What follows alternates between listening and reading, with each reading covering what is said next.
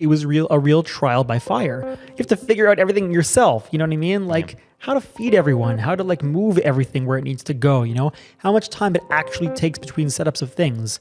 Like producing season 1 of LARPs was like my actual bachelor's degree, and producing season 2 of LARPs was my master's. You know, it's like, it was like my thesis. Like, it was wild. Welcome to Out of Frame, a Nerdy Filmmaker podcast, where I sit down with actors and creators from across the entertainment industry discussing the successes and struggles within their stories. My name's Julian Stamboulieh, aka the Nerdy Filmmaker, and today we are joined by Beatrice Warner, co-founder of Beanduck Productions and producer of the acclaimed digital series LARPs, whose journey of self-acceptance over what she thought the world wanted of her has reshaped her entire outlook on filmmaking, connections, and life. Okay. I usually...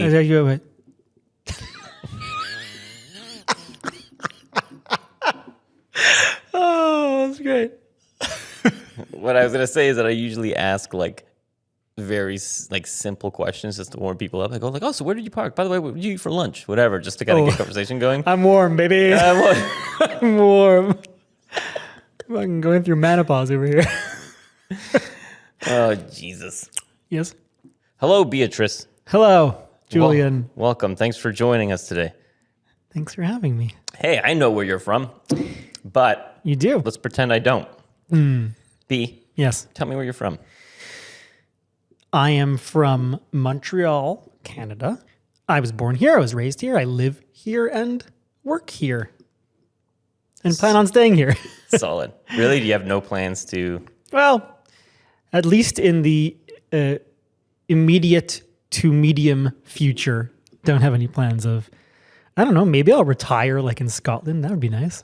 Imagine if that's how you order a steak, like from raw to medium. You say immediate to immediate medium.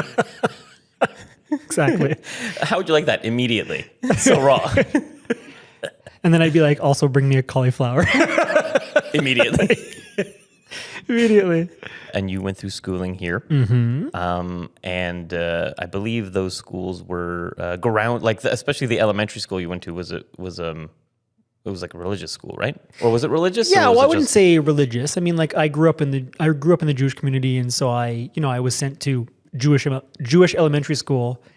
But I mean, like I don't know, the only Jewish, quote unquote, tangentially Jewish element of it was like, instead of just learning English and French, we also learned Hebrew and a little bit of Yiddish. But it's not like I was studying like the Torah or,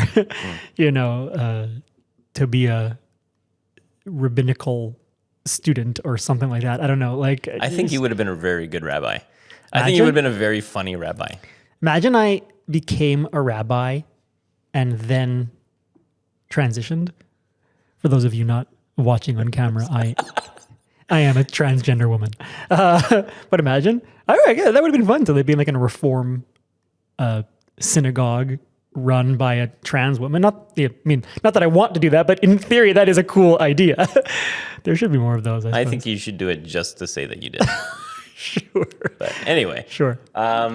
So we met in high school. Yes. You were definitely one of the cool kids.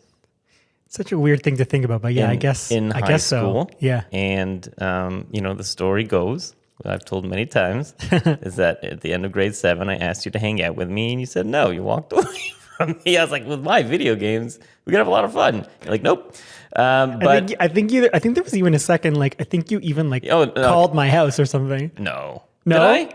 I feel like I remember my mom being like, there's a Julian Stamboulieh on the phone for you, and I'm like, hang up. I'm not alive. Hang up. I am not alive. You were definitely the star of the high school drama theater department. But so how was high school experience? How was juggling both theater, sports, and love in high school? And love. Good question. It's interesting. Like you asked me before we started recording the podcast, like how much do I want to bring my transition into the conversation? But it's funny, like even talking about high school and like how I managed my, adolescent life, whatever, I feel at this point, at this moment in time for me, it's like, I feel like it's almost impossible to even talk about that, which was over 20 years ago, without kind of bringing up elements of my transition, because it's like, how was that for me? How was high school for me? I mean, yeah, like you said, I was playing sports. I certainly wasn't like the star of any sports teams, but I was on the sports teams. I played basketball. And yeah, I was doing high school theater, and yeah, I regularly landed the lead roles in the high school theater, and certainly was, popular dating wise in high school as well, But it's just so funny because when I think about that, it's such a strange thing for me to think about, because I think that all of that was done to perpetuate, certainly for myself, the idea of who I needed to be because of who I thought the world wanted me to be, And I mean, it's so much more complicated even than that. I mean, we don't have an 8-hour podcast here, so I'll just kind of leave it at that. But, each step and each evolutionary step of my life, slowly but surely up until these past few years when I actually have been consciously transitioning, has been, every little thing has been a step forward towards this. Beginning at the end of high school when, because in addition to being on sports teams and doing theater, I was also, let's be real about it, I was like a straight A student, and I was in all the advanced courses like advanced math, advanced sciences, and all this stuff. And I literally was planning on going into med school. And literally halfway through our grade 11 year, I said to my mom, I'm like, I don't want to do this. I don't want to be in sciences. Like, I need to bail out of this.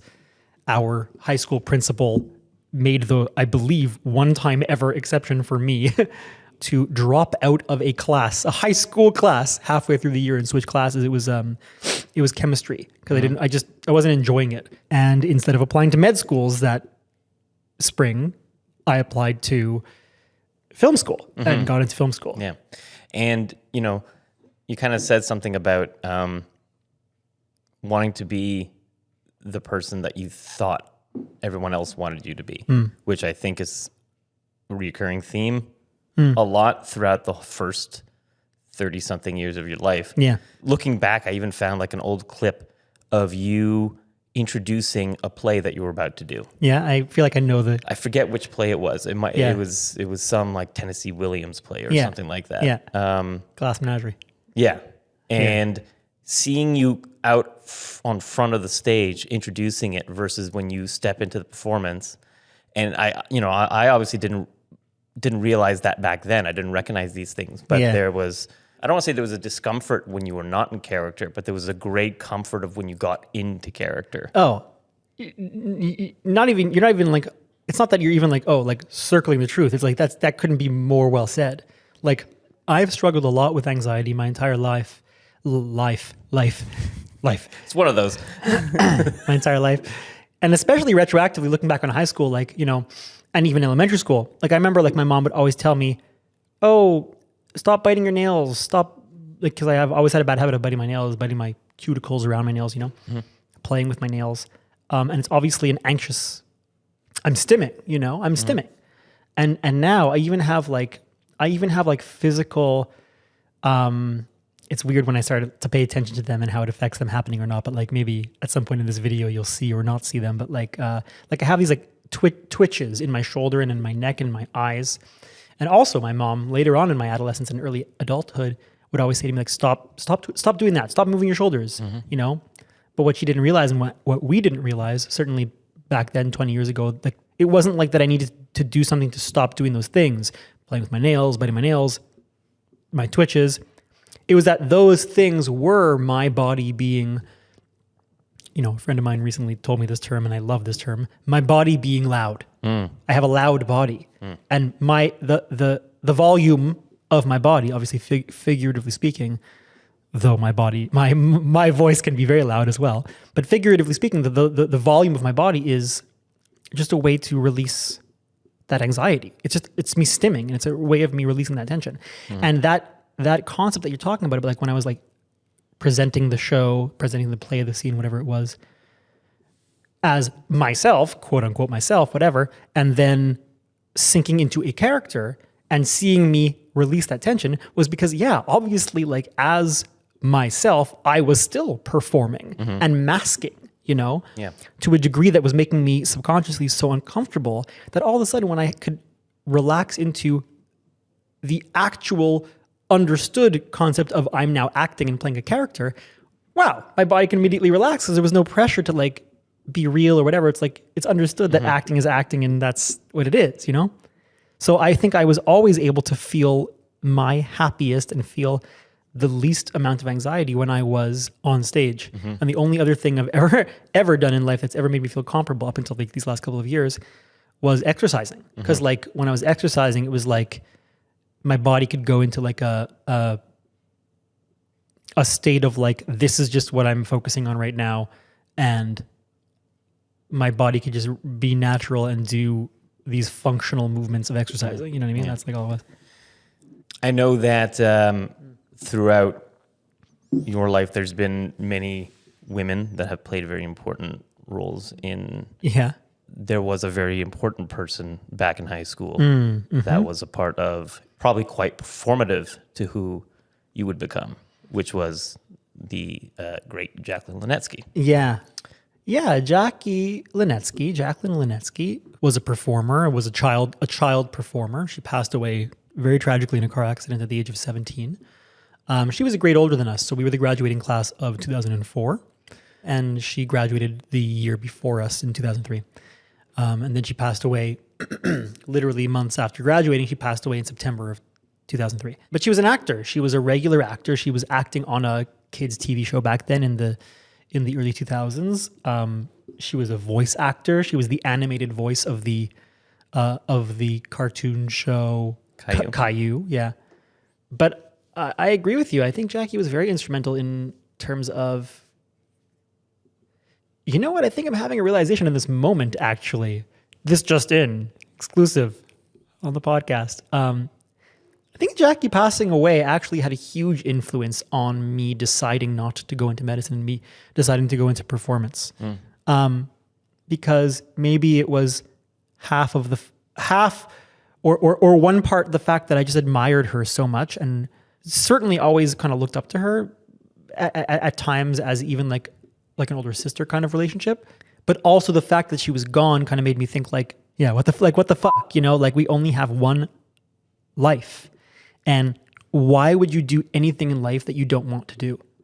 Like, just do what you want to do. As long as you're not harming anyone, as long as you're not causing harm to anyone, just do whatever you want to do. And why would you spend any time doing something you don't want to do, you know? And so I was like, I don't want to be a doctor, you know? And of all things, actually, I was thinking about doing plastic surgery. Of all things. My God. It would have been a plastic surgeon, freaking transgender rabbi. It would have been great. Beautiful. It would have been great. So yeah, I think she had an effect on me in both of those ways. Right. And also the fact, by the way, that she was Jackie was always kind to everyone. I'm sure you would agree with me, you know? She was always kind to everyone. And she was one of the popular girls, you know? Like, anyways. Yeah. Well, so jumping on the idea of not wanting to spend any time doing something you don't want to do. Yeah. I'm gonna fast forward a little bit, Please. because after high school, you went through cinema and communications at Dawson, a yeah. CEGEP here, Dawson, and afterwards we started university and we moved in together for a year, which was a hoot. At this point, you were working for a family company. Yeah. And we're really, you know, set to be doing great things with that company. It's a great company. It's, you know, I love your whole family. We'll talk about another very important woman in your life soon. Yes. But I do remember one day you coming home and telling me that you had to pull over the car. Yeah. You had to pull over the car and cry. What was going through your mind on that day? I mean, exactly what we've been talking about. Like, I realized at a certain point that, yeah, like you said, I'd gone through 2 years of video communications school at college. I'd gone through, probably once we were living together, I was probably graduated university as well. So I'd finished my bachelor's degree in film production. And throughout all that time, I'd been working part-time at my family's company. And then after I graduated with my bachelor's degree, kind of became part of the furniture there and just kind of stayed around, you know, and had to pull over my car to the side of the road on my way home just because I was unable to control myself from crying, honestly. Not because anything had happened specifically that day or had too much. And it was nothing anyone was doing. It was nothing that was wrong with the company or anything like that. It's just like, it was just me not being true to myself. Pay attention to that theme, folks. Me not being true to myself and what I ultimately needed and wanted.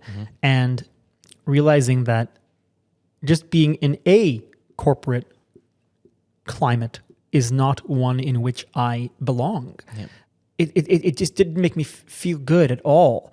And I was so miserable and almost didn't even realize it and kind of let it bottle up for too long until one day, I had to come home and be like, yo, Jules, I don't want to do this anymore. Like, I don't want to do this. One thing that we don't necessarily know at the beginning of our careers or whatever is what our priorities are in life. And I think so many people would have seen the trajectory that that you were set to do, you know, and would have heard you leave that and say, what are you talking about? What are you doing? This is a career that's going to set you comfortably for life. Priorities are different for different people, and passions are different for different people. And it was around that time, I believe, I don't remember if it was slightly before, slightly after, you started a company. I did. Yes. I started a company. Yes, I started a company. No, I mean, you were graduating or soon to be graduating from the photography department at Concordia University, where we both graduated. University. I'm the only one that can do the 2-camera. Oh, sorry.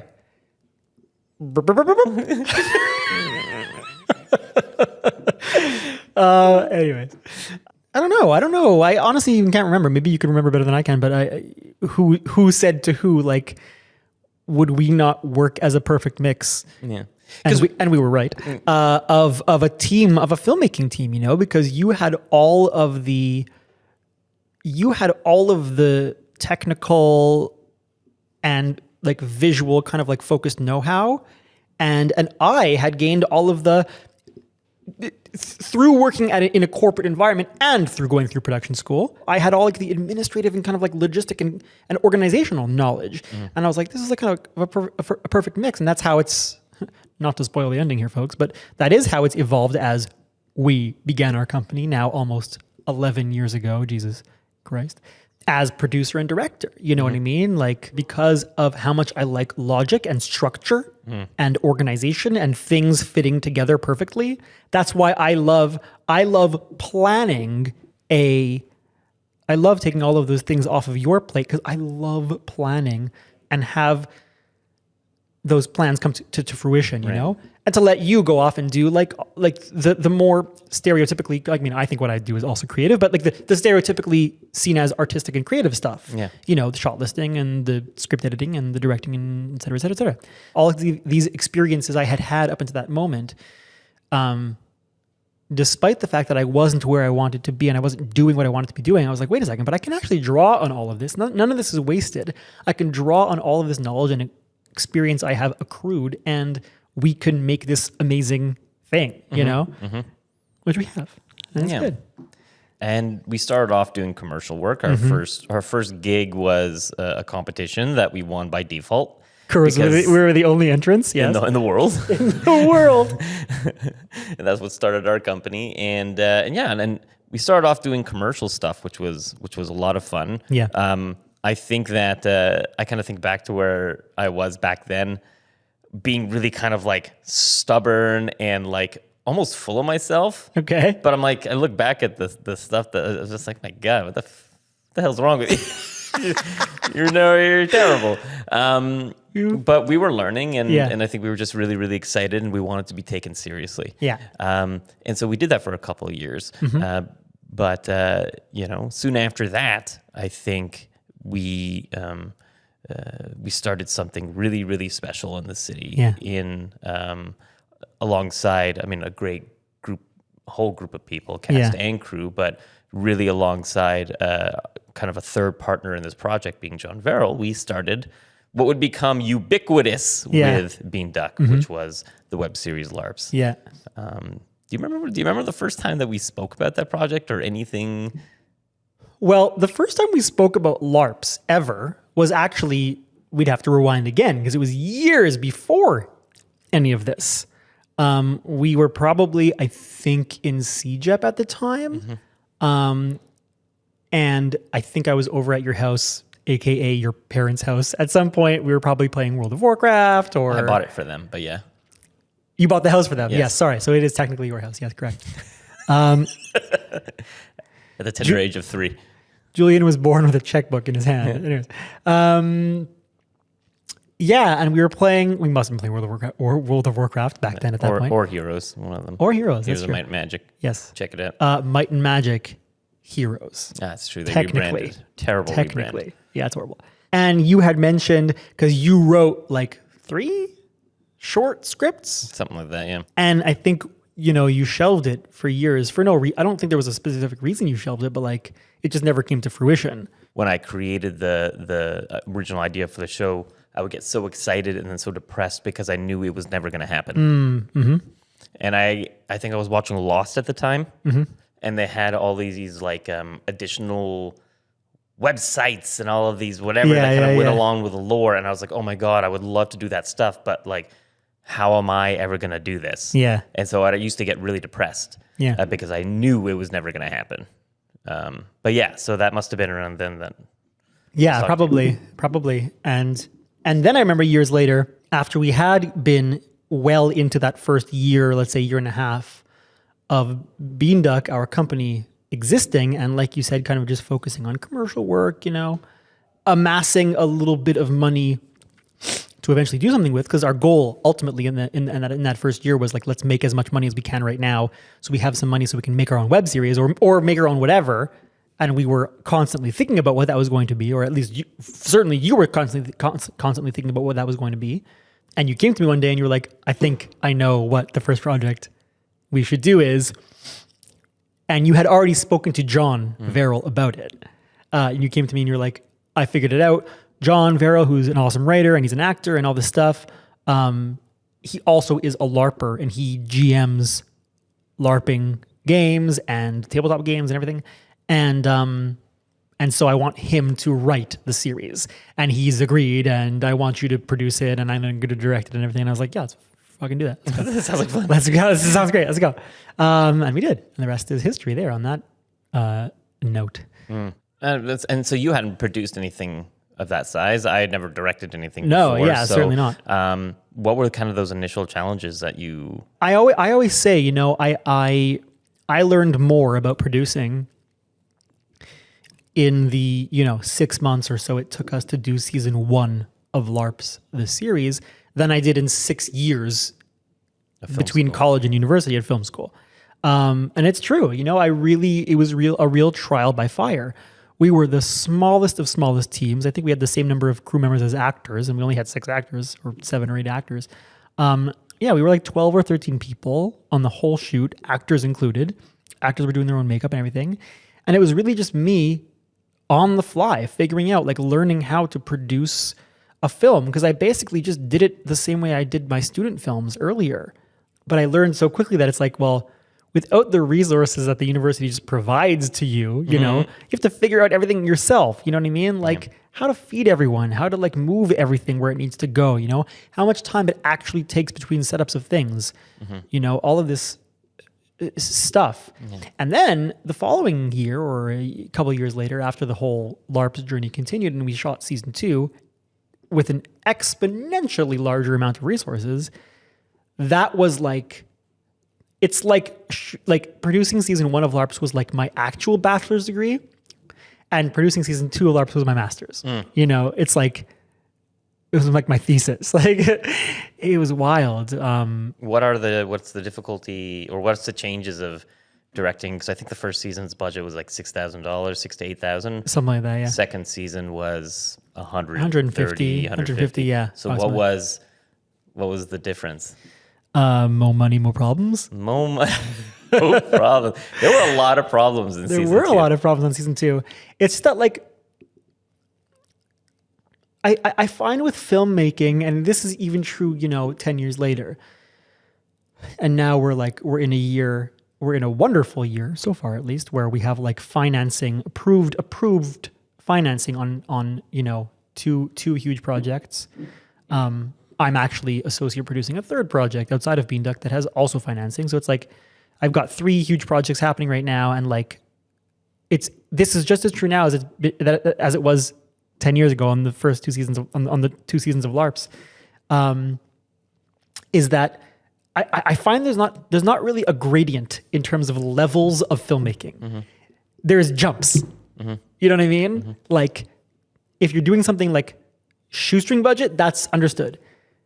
But there's no real gradient between like micro budget and shoestring. It's like between those 2 jumps, it's like if you're jumping, you got to jump everything all at once. Crew salary, number of hours, like limitations, like all sorts of stuff, gear, like, quality of fucking food you're eating, like literally everything. Just gotta jump it, And so all of a sudden, if you have a lot more money, well, it's not like, oh, we're safe now. It's like, no. We're just working on another level. Mm-hmm. Our mentality is completely different. We're working on another level, and everything is just as tight. Money is always just as tight. It makes me feel like even though I was like producing like a Marvel movie with like, $100 million, it would still be the same thing because I would still be I would just be working on like 10 levels higher, where I would be thinking to myself like, okay, but I need this, and so I still don't have enough money, because you're always trying to do as much as humanly possible.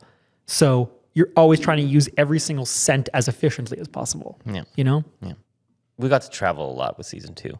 And well, actually, I think we got to travel more with season 1, but we met lots of people around the world. Yeah. We made some great connections online. Mm-hmm.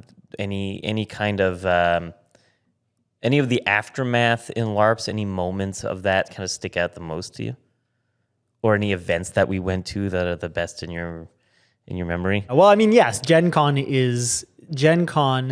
The number of times we went to Indianapolis for what is North America's largest gaming convention at the Indianapolis Convention Center.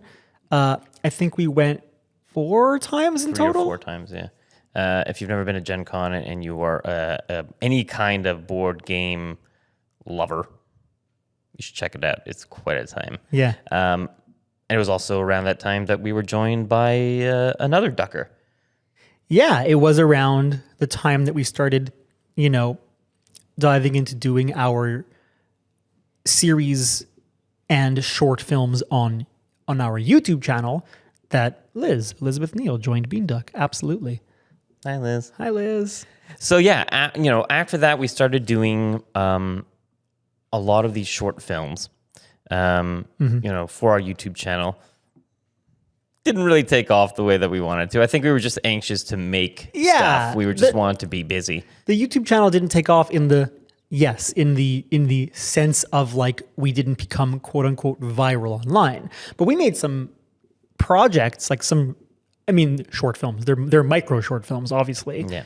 But that I'm still to this day really proud of. Yeah. Like especially the project Caged, which did win us an award here in Montreal. We won an award at the ACTRA Film Festival that year. ACTRA is the Canadian Actors Union. Yeah. And they have a film festival every year. Now, throughout this whole time, you still continue to perform. I know that I had always labeled you during that time as the city's best amateur actor, musical performer. Sure. And the reason I say that is just because you weren't. Because I was technically doing amateur performances. Yeah, you weren't pursuing it in a paid professional level. Yeah. But you were the queen of musical theater in this city, right? Yeah. You've performed many, many musicals. Yeah. From Fiddler on the Roof to what's it called with the Plant. Little Shop of Horrors. Little Shop of Horror. I've done The Plant. I've done Bye Bye Birdie twice. Same role? No, different roles. Different role. If I played it today, I would play a third role probably. I had always performed, and it's funny, like you're bringing up the subject of me not like having been pursuing it as my profession. You know, I fell so comfortably and happily into producing with you that, you know, you and Liz and all of our other friends were kind of pursuing, in addition to whatever else they were doing at the time, pursuing your acting careers, you know? And I was always just like, you know, I'm happy on stage in community theater or whatever. But again, as I started learning more and more about myself and allowing more and more of my true self to come out, the more and more I was like, oh, wait a second. No. I what the hell happened? Like I was, you know, again, I big smish in a small schmond, big fish in a small pond. But I was always, you know, in high school and then in community theater throughout Montreal, I was always the lead in every show I ever did, you know? And I was like, I'm good at this. And I am good at this, you know? Even to this day, I'm a good actor. And I was like, why am I not pursuing this professionally? I mean, like, if you're good at something and you enjoy doing it, those are the most important things. There you go, you know? So I think looking back on it now, again, it was a way of kind of hiding. It was a way of kind of like hiding behind the truth, you know, the fact that I was like, no, I'll stay in the slow lane here. I'll stay in my safe little bubble. I'll just keep auditioning for community theater and getting the leads in every freaking play. Because that was safe. That was safe. I didn't want to like put myself out there, but it ultimately it was because I was still hiding in the safety of the persona of, you know, living as a man, even for a certain period of my adulthood, living as a heterosexual man, you know, and like ultimately always burying the truth of who I am and what I want, which in a way are the same thing. What we want and who we are related, you know? Yeah. And so again, like even, you know, leaving my family's company and, you know, starting Beanduck with you, making a studio, like getting this studio, you know, almost 5 years ago, you know, deciding in high school not to go into medicine, deciding to go into film, deciding later in my adulthood to shift gears and not only act in community theater and other amateur venues, but to pursue it professionally. Like all of these things, each step was a way of me getting closer and closer to, again, like what I want and ultimately equally who I am, you know? Yeah. Yeah. Yeah. And I think that like, you know, like you said, that you were always getting those lead roles throughout high school and community theater because you're a fantastic actor. Here, the first project that we ever make together. Yeah. First off, the first thing we ever make together wins a contest, whatever. But then the first project we make together ends up both a critical and social success. Yeah. But ultimately now you've chosen two careers along with me, filmmaking and acting, that is full of rejection. Yeah. So was it that you were trying to maybe avoid that aspect of performance? Like because you'd already landed so much in that community theater space, was it kind of a worry of... I think certainly a fear of rejection comes into it. I think I also specifically have, I mean, you know, I'm a child of divorce, having that family dynamic from a very early age. I think I was 7 when my parents got divorced. It certainly created in me, it's a fear of abandonment and a fear of change. Talk about being a trans person with a fear of change. That's complicated, right? And yes, the way of protecting myself from that, you're absolutely right, was like just stay in the safe zone, you know, just keep auditioning for community theater because you can't, like, things can just stay the same if you just do that, and it's easy. You know what I mean? Like people can't abandon me if they don't even know me. Yeah. You know what I mean? Like if I'm hiding behind a persona and even a gender that is protecting people from seeing who I really am, nobody can abandon me because nobody is even with me. You know what I mean? The real me, at least, you know? And so how have you kind of now evolved to deal with that kind of thing? I think ultimately I had to realize, and I don't mean realize like become aware of, I mean realize like come into a full love and full appreciation and full awareness of myself, and understand that what I need is my own love, and what I need is my own acceptance. And like, look, I don't think any of us are ever going to be like, it's a lifelong journey. You know what I mean? There is no finished. We're always all doing the work, always, you know, in one form or another. But ultimately, I needed to realize that my happiness needs to, and again, it just goes back to, it goes way back to what we were talking about with Jackie in high school, you know? I had to realize that I have to be who I am. I have to be who I am, you know? And I have to do what I want. And like I said earlier, those two things are completely linked, you know? And that my happiness and all forms of my happiness, my safety and security, my comfort, my joy and my celebration have to come from inside of myself. Because if I can find that from inside of myself, it can't be taken away from me. And if I'm seeking those things, and if I'm seeking happiness from things outside of myself, from things that I have no control over, ultimately, then those things can be taken away from me. You know what I mean? And so I think that in the end, actually finding myself and actually realizing, wait a second, my true self actually is amazing. She is a queen, and I do love her very much. That one thing the thing I was afraid of most actually saved me from any of those fears, because I realized, like, wait a second, no. Being my true self doesn't feed into my fear of rejection or fear of abandonment or fear of change. It actually helps it a lot, because I have myself now, and whereas I never had myself before, you know? So yeah, if that makes any sense. Does to me. Excellent. Does it to you? Leave a comment. No, I'm just joking. Don't leave a comment. No, leave a comment. Oh, that's going to be messy. Coming back now to your producer stuffs, which is the technical term. Producer stuffs. After our foray into YouTube, we had a couple of other attempts at different things. We had a Twitch channel. That's basically it.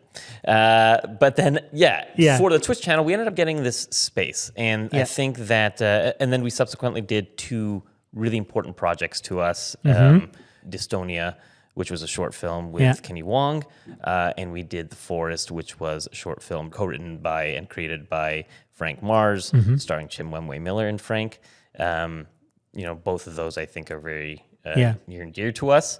But we also did get this space.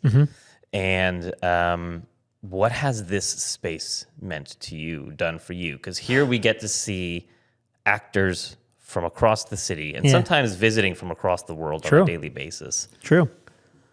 I think that moving into this office and having an office for the first time ever, as opposed to, you know, working out of our apartments and coffee shops around Montreal, which, by the way, still blows my mind that we produced 2 seasons of a internationally renowned web series without even having a home base. That like blows my mind. Like, where were we? Like, where did I park my car? Anyways, okay, never mind. Opening up the studio for me was, I'm sure you would agree, like a real legitimizing feeling, you know? We did, like you said, kind of make a dent in Montreal with LARPs. People like knew that we were doing stuff and knew our names, both the company name and our personal names, you know. People wanted to work with us, you know, like when we were like putting out like little casting notices by email, by mass email, whatever, people were like coming to want to work on our like YouTube shorts. And it was great because of the reputation that we had built up from LARPs.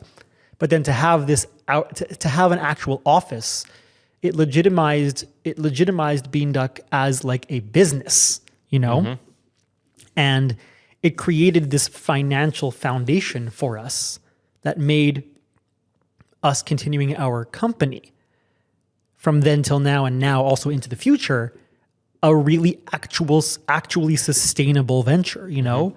Are we, drowning in Scrooge McDuck level ponds of coins yet? No. But we have an infrastructure in our company now that is covering costs and a little bit more, not a lot more, but a little bit more to a certain degree. And we have something to build on, and we are building now, so it gave us like stability to now really start building as we have been and continue to do. Yeah. And on a kind of like creative and community side, it further legitimized us in the sense that through offering services to our community, offering a place for people to come do their auditions on video and for us to help them produce and edit those audition videos, actors and performers of all kinds to come use our sound booth here to record whatever they need to record for their careers. You taking people's headshots, us now offering acting workshops, like all of these things create, and this was like always my hope and something we've talked about over the years, like created a sense of community. Like people would walk in and walk out and even pass each other in the hallway on the way in and out of Beanduck, doing their auditions, whatever. And it would create a sense of like a community with the actors here in Montreal. And I personally love that. Like it makes me feel really good to like, okay, are we charging money? Yes, of course we're charging money. We're a business and we have to survive. That's of course, but I still feel like we are helping people, and I still feel like having kind of like 90% taken over the running of the auditions here to a certain degree. That's become like my focus and my responsibility. I love doing that. I love it so much because I feel like I'm helping people. Even this morning prior to us recording this podcast, I had 2 clients this morning, and it was so much fun. I love working with actors because I find that, well, first of all, selfishly, it gives me an excuse to act because I'm reading the lines opposite them, obviously. And it gives me a chance to flex a muscle that otherwise, not only I haven't had an opportunity to flex, but I also haven't in other contexts had a desire to flex. And that's kind of like my directing chops, in the way of like coaching auditions, and giving directorial suggestions or whatever, and again, that makes me really feel like I'm helping people. And 9 times out of 10, people walk out of here and they turn back to me before leaving that door over there, and they're like, "Gosh, Beatrice, thank you so much. You. I mean, I'm sure you've heard it before. As they're walking out, they're like, you really make this process painless, enjoyable. Yeah. I love making other people happy. I love bringing joy and comfort, specifically comfort, to other people.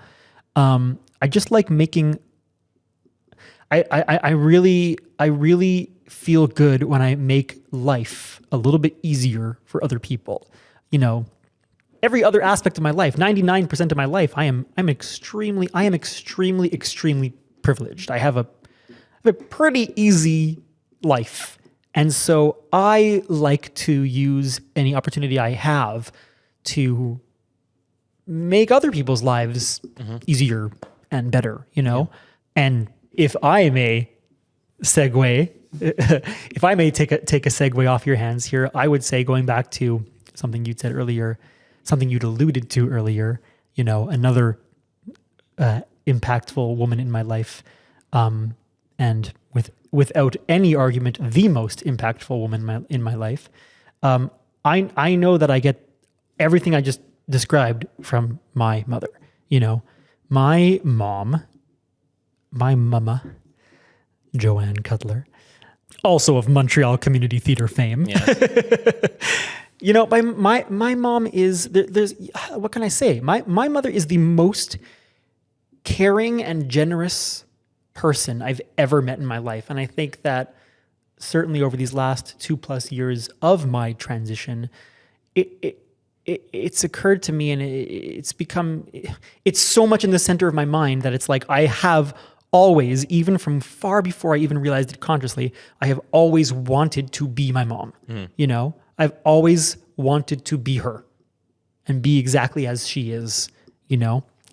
And that's what I strive to do. You know, she's so giving and caring, and she's certainly, bears mentioning, been so supportive of, you know, so everything we've been talking about so far in this podcast, all of those little micro changes in my life, macro changes in my life, I actually should say, at every single step along the way, you know, she was always like, I'm not saying she never cautioned me or gave me advice or like just tried to look at both sides of a situation.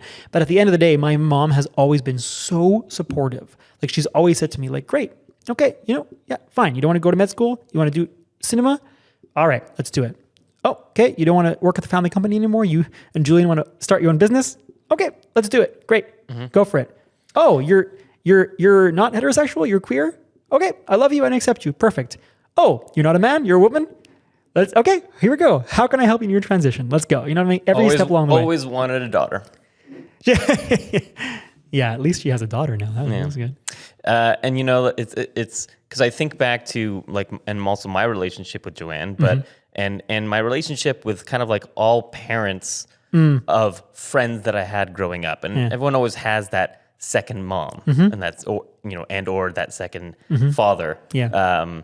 From a best friend's family. And, you know, I had that in elementary with one family growing up. My friend Chris, I used to go over to their house twice a week for dinner and have this amazing Vietnamese cooked meal.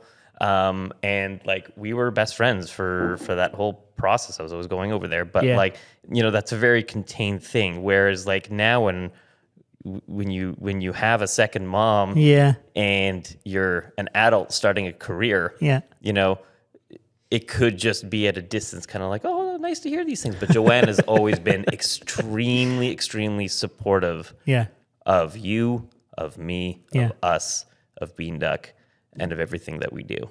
Yeah, my mom's not really an at a distance kind of person. No, not at all. Not at all. You want to lift up that mug for your camera? Thanks, Mom. Thanks. It was pretty good, though, I gotta say. They are good mugs. They're great. The calendars could have done with that. No, the calendars but the mugs were great. Thanks, Mom. But anyway. Yeah, agreed. It's so funny that we're talking about moms and second moms, and I just ran into your mom the other day at the gym. There you go. For the second time, speaking of second moms. But it's also funny for me, kind of just, again, quick side note, speaking about moms, it's so funny for me that in terms of our company, because your mom is our bookkeeper. Yeah. And I handle our finances. And, you know, like that kind of administration, it's so funny that in the context of Beanduck, I actually correspond with your mom so much more than you do. Yeah. You know, anyways, it's funny. To me, I don't know why that's funny. I don't know. It's not that funny. So you said that you were doing some associate producer work on some other upcoming projects. We have a few projects of our own. Good God, yes. Yeah. How has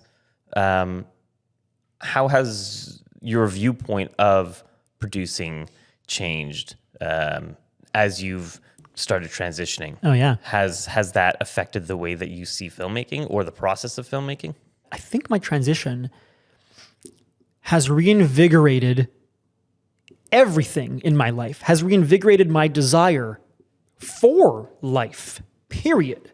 And so certainly not a small part of that is my desire for production, you know? It's just, it's very hard to put into words, but obviously I'll try. Like, it's just that like feeling myself truly as I truly am, a woman who co-founded a company, you know, a woman who is alongside you, an entrepreneur, who is a producer, who is an administrator, who is a fucking boss, you know, living those elements of my life as myself just feels much more authentic. And it's like, yeah, oh, but you were doing that before. You're just it's just so hard to put into words. And I don't know, maybe some other trans folks listening to this podcast will be like, nah, I know. She doesn't even have to put it into words. I know what she means. Because maybe it's almost like an indescribable thing, but it's true. It's just like being myself, period. Just changes things and makes me feel more in the things that I'm doing. This year so far, it's April right now as we're recording this podcast. We're not even a full 4 months into this year. We're not even a third into this year. And yeah, we are busy, which is great. And the fact that we are moving forward and producing these projects, and I can do it with the name on the marquee, so to speak, being my real true name, and sentences being written about me and my pronouns being she, her, being used to describe me as descriptors, everything just feels better. Everything just feels better. And the fact that I'm doing it as myself, it just feels amazing. It feels incredible. And it has genuinely, I feel, reinvigorated my desire for, again, like I said, it's reinvigorated my desire for everything, but specifically reinvigorated my desire for us to be creating and producing. I know that you, especially now, have always been very supportive of new voices, of new stories. And we've tried in the past to always have our cast and crew, especially when we became aware of it. Yeah, when you look at LARPs season 1, maybe not, but like to include diverse voices, marginalized people, both on camera and off camera. But there's definitely a real push for it now. And that's also coming from the financing side of things. People want to be financing those stories because they realize that now I don't want to say now, they realize now people want to hear it. They now realize people want to hear it. Yeah, exactly. No, you're right. Well so with that in mind, there are a lot more students coming out of the universities now who are hopefully feeling a bit more empowered to be pursuing careers in an industry that maybe they thought didn't want to hear from them. And didn't want to focus on them, I guess. So for someone who is now coming out of university thinking to get into either directing, producing, writing, as someone in the LGBTQ, whether they're queer or trans or whatever, what kind of advice can you give them? Either emotional advice or actual professional advice, or maybe that's the same thing. I think it is the same thing. That's funny. I was about to say that. Like, I think it is the same thing. Honestly, like I'm really, really, really like, I could not more seriously say that I'm not trying to be all philosophical or anything. I could not mean this more practically.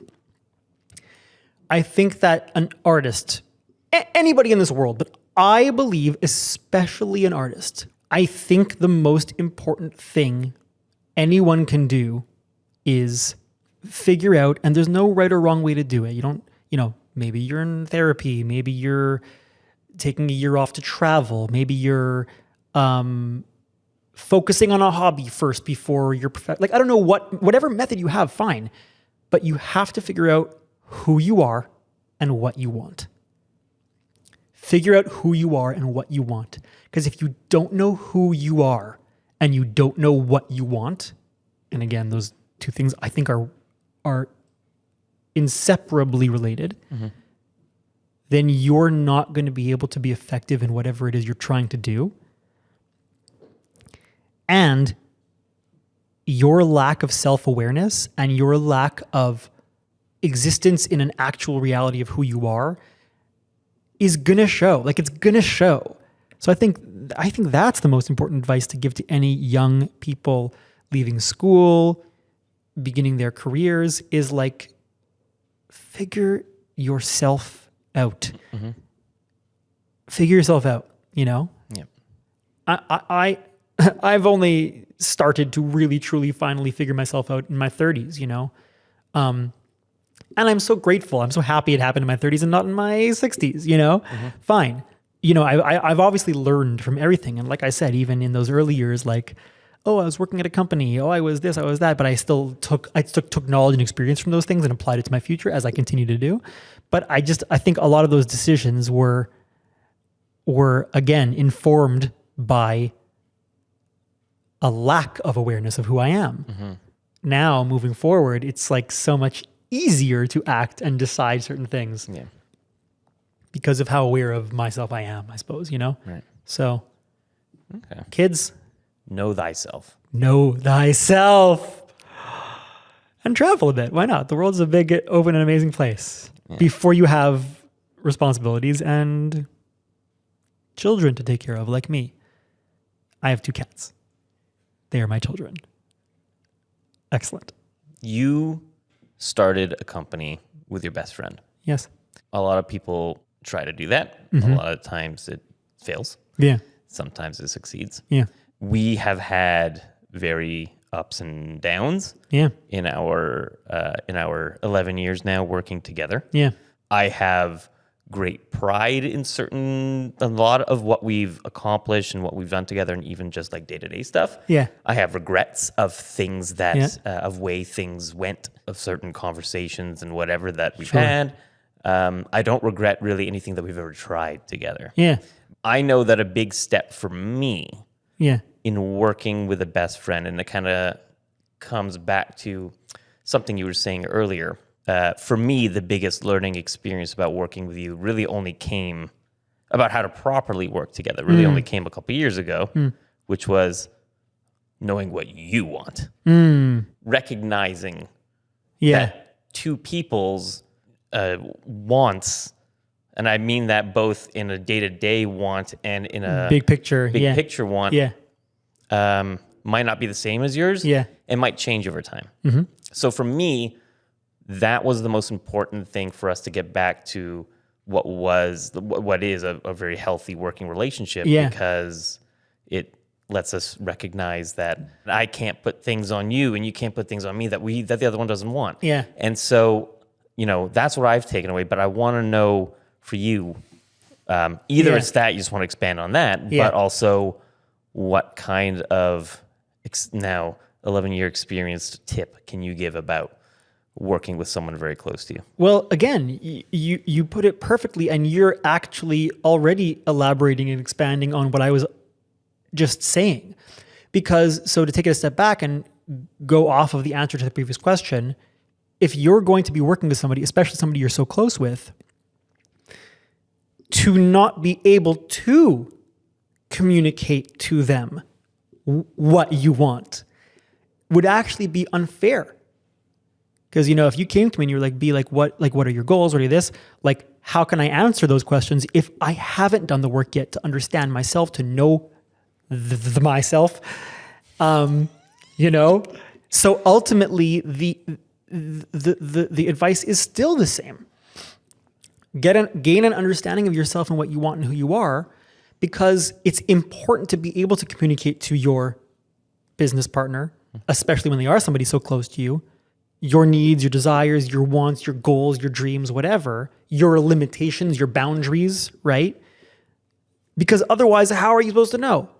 How are you supposed to know if I don't tell you? You know what I mean? And frankly, that doesn't even just go for business partnerships. That goes for any kind of relationship, friendship, romantic relationship, sexual relationship, like anything. Anyone with whom you're going to be intimate with. I don't just mean intimate in terms of let's say sexuality or physicality. I mean intimate emotionally, intimate intellectually, intimate professionally. You know what I mean? Anybody who's going to share intimate knowledge about you and your life and your living experience, you are doing that person a disservice, and therefore you're doing the relationship a disservice if you don't know yourself and you don't understand yourself and your boundaries and your goals and your dreams and your desires effectively enough to communicate them to another person.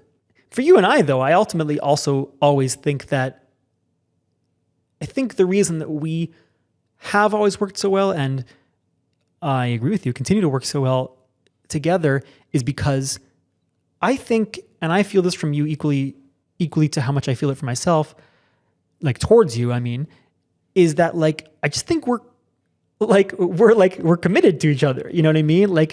We're committed that no matter what evolves, and things have evolved,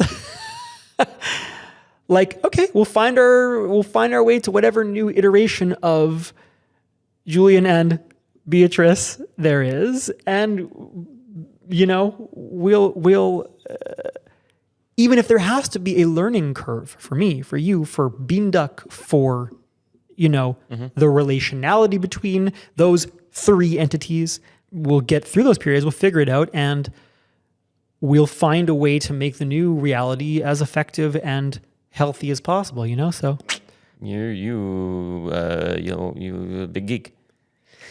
Yeah, I'm a big geek. What are you geeking out on these days? It is April 22nd?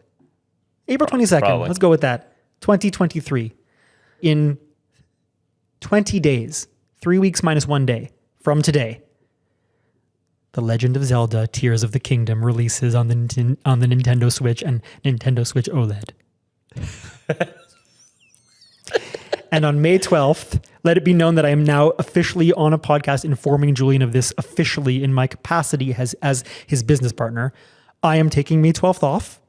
Please don't message me about anything to do with Beanduck. I will be sitting at home playing the new Legend of Zelda game from dawn till dusk. I will be having copious amounts of caffeine. I will not sleep.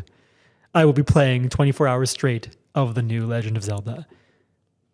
Ba ba ba ba ba da da. Baba Ganoush. On that wise note. So great. Thanks for having me. Hey, thanks. Well, no, you have to wait for me to say Oh, thank you for coming. Sorry. You thank me first. Yeah. Hey, And go. Beatrice, thank you for coming. Yeah, it's my pleasure. Thank you for having me. This is fun. That was Beatrice Warner of Beanduck Productions. Beatrice and Beanduck find themselves in a very busy season right now with several projects in different phases of production. If you'd like to check out some of Beanduck's work, you can find links to all of our projects at beanduck.com. If you've enjoyed this episode, it would really help if you liked, followed, or shared with a friend. Thank you so much for watching, and we'll see you in the next one.